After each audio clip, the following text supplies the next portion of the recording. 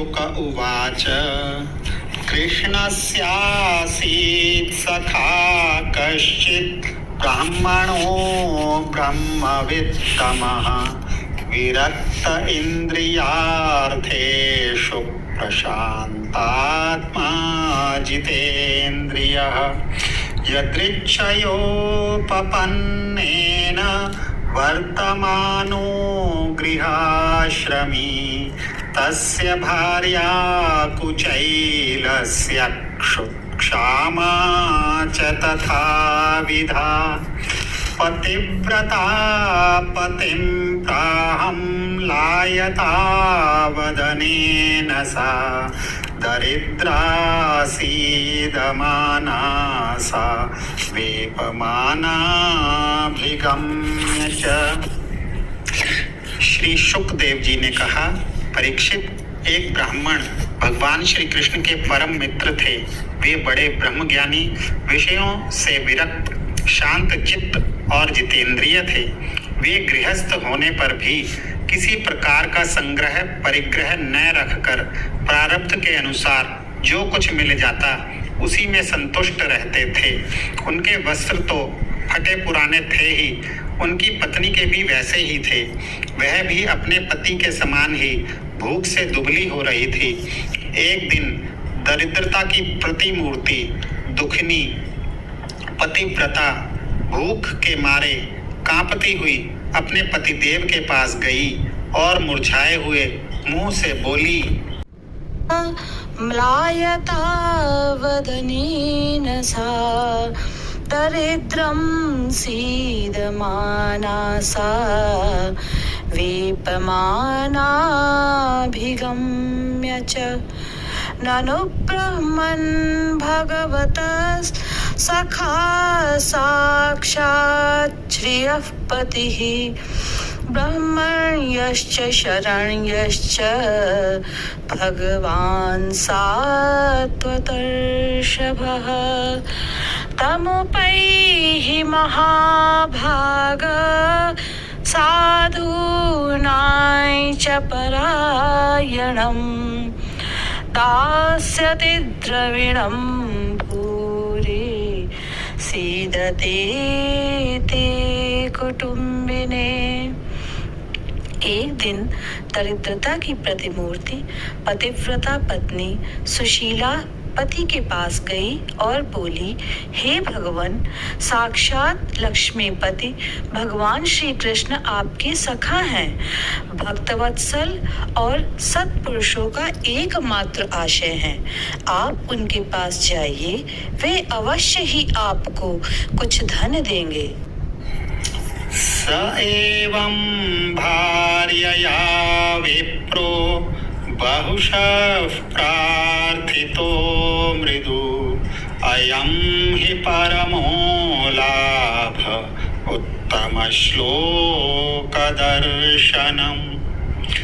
इति संचिन्त्य मनसा गमनाय मतिं दधे अप्यस्त्युपायनं किञ्चित् गृहे कल्याणि दीयताम्। याचित्वा चतुरो मुष्टीन् विप्रान् पृथुकतण्डुलान् चैलखण्डेन तान् बद्ध्वा भर्त्रे प्रादादुपायनम्। इस प्रकार जब उन ब्राह्मण देवता की पत्नी ने अपने पतिदेव से कई बार बड़ी नम्रता से प्रार्थना की, तब उन्होंने सोचा कि धन की तो कोई बात नहीं है, परंतु भगवान श्री कृष्ण का दर्शन हो जाएगा, यह तो बड़ा ही बहुत लाभ है। जीवन के बहुत बड़े लाभ की आशा का विचार करके उन्होंने जाने का निश्चय किया और अपनी पत्नी से बोले, कल्याणी, घर में कुछ भेंट देने योग्य वस्तु भी है क्या? यदि है तो दे दो। तब उस ब्राह्मणी ने पास पड़ोस के ब्राह्मणों के घर से 4 मुट्ठी चिवड़े मांगकर एक कपड़े में बांध दिए और भगवान को भेंट देने के लिए अपने पतिदेव को दे दिए। सुदामा ना चाहते हुए अपने बचपन के मित्र कृष्ण से मिलने चला। द्वारकाधीश के महलों के अंदर जाने का प्रयास किया तो द्वारपालों ने रोका। अरे ब्राह्मण, किधर को तुम यहाँ कहाँ भटक रहे हो? ए भाई, जानता हूँ, ये मार्ग श्री कृष्ण के महलों को जाता है। मैं उनसे ही मिलने आया हूँ भाई। यह भी खूब रही, द्वारकाधीश से मिलने का यह कौन सा समय है? महाराज अभी दरबार में नहीं है। अरे पंडित जी, श्री कृष्ण अपने महल के शयन कक्ष में आराम कर रहे हैं।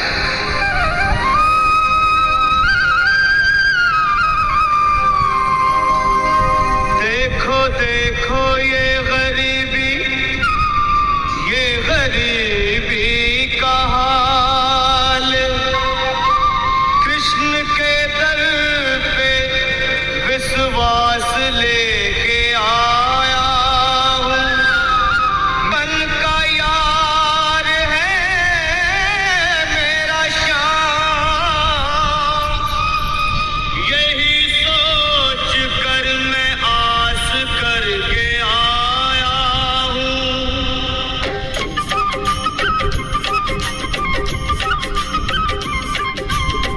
अरे द्वारपालो, कन्हैया से कह दो, अरे द्वारपालो, उस कन्हैया से कह दो कि दर पे सुदामा से तुम्हारे महल के करीब आ गया है।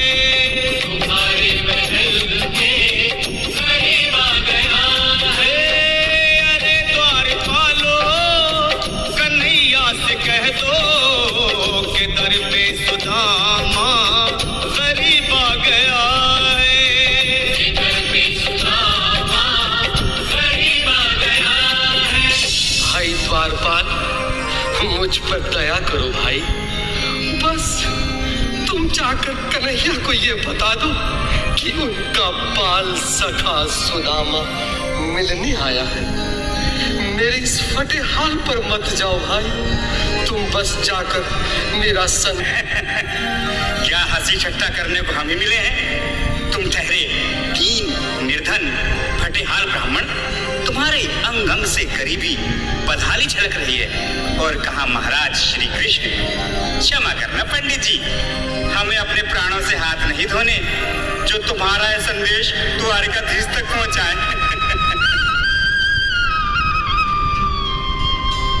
न सर पे है पगड़ी, न तन पे है जामा, बता दो कन्हैया को नाम है सुदामा। बता दो कन्हैया को नाम है सुदामा। बता दो कन्हैया सुदामा हो। न सर पे है पगड़ी, न तन पे है जामा, बता दो कन्हैया को नाम है सुदामा हो।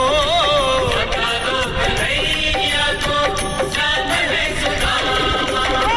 एक बार मोहन से जा कर के कह दो, तुम एक बार मोहन से जा कर के कह दो कि मिलने सखावत नसीब आ गया है। मिलने सखावत नसीब आ गया है। अरे द्वारपालो, कन्हैया से कह दो कि दर पे सुदामा करीब आ गया है। दर पे सुदामा।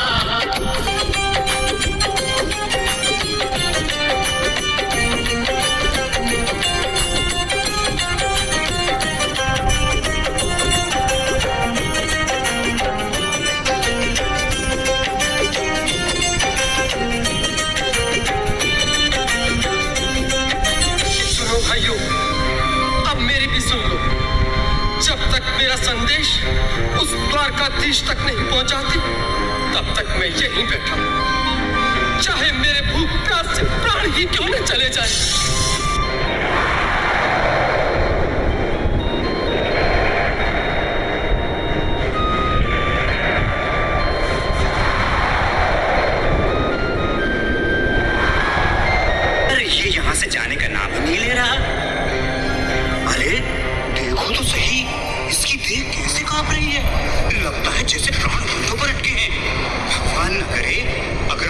ने यही प्राण त्याग दिए तो?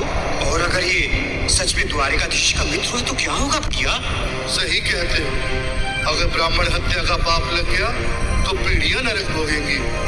अगर महाराज का मित्र हुआ तो मृत्यु दंड का भय है। अपनी आने वाली पीढ़ियों को नरक में डालने से तो ये संदेश पहुंचाना ही ज्यादा अच्छा है। क्यों ना महाराज का संदेश पहुंचा दें? ऐसे करो, तुम जाओ भैया। तुम जाओ भैया, तुम उम्र में बड़े ठहरे, मेरी बात को समझो, तुम ही जाओ। देखो भाई, मैं ठहरा बाल बच्चेदार परिवार वाला।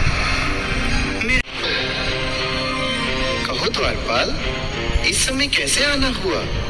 महाराज, क्षमा चाहता हूँ, पर कारण ही कुछ ऐसा है। द्वार पर एक ब्राह्मण स्वयं को रुक क्यों गए? आगे बोलो। द्वार पर एक गरीब ब्राह्मण स्वयं को आपका मित्र बताता है, आपसे मिलना चाहता है। अपना नाम सुदामा बताता है।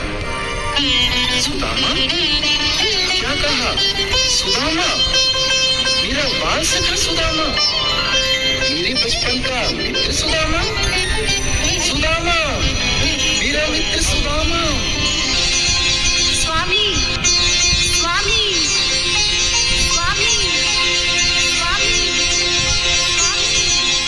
स्वामी, सुनते ही दौड़े चले आए मोहन, लगाया गले से सुदामा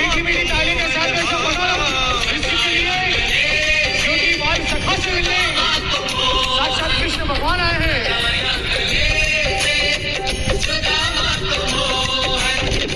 वो सुनते ही दौड़े चले आए मोहन, लगाया गले से सुदामा को मोहन। लगाया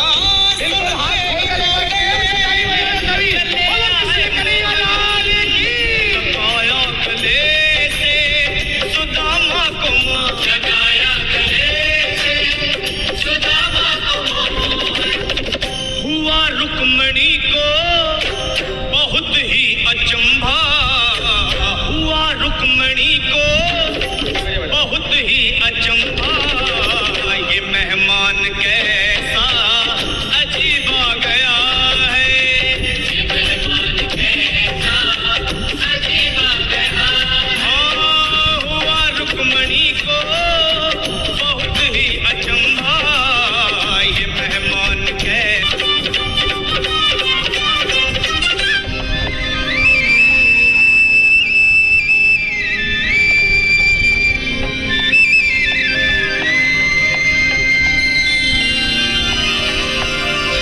आओ सुदामा, आओ, चले आओ। इस महल को अपना ही समझो। मेरे बाल सखा, शर्माना कैसा? चले आओ। रुक्मणी, रुक्मणी, मेरे मित्र के स्वागत की तैयारी करो। घबराओ मत। सुदामा, सिंहासन पर बैठो। नहीं, नहीं, मैं आपके सिंहासन पर कभी नहीं महाराज। मुझे महाराज कहकर प्रताड़ित ना करो। मैं संसार के लिए द्वारकाधीश हूँ, पर तुम्हारे लिए सिर्फ तुम्हारा बाल सखा हूँ। मुझे बचपन की तरह कृष्ण, कन्हैया या मोहन कहकर पुकारो। महाराज,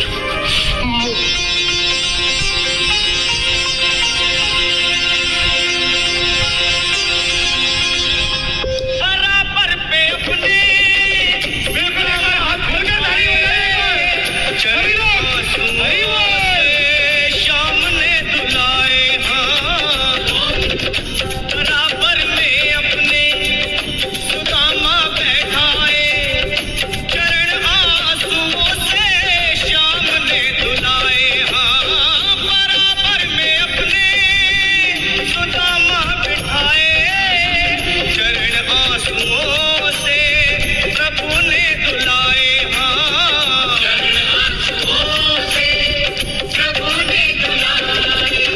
न घबराओ प्यारे जरा तुम सुदामा, न घबराओ प्यारे जरा तुम सुदामा। खुशी का समा तेरे करीब आ गया सुदामा, खुशी खुशी का समा तेरे करीब आ गया।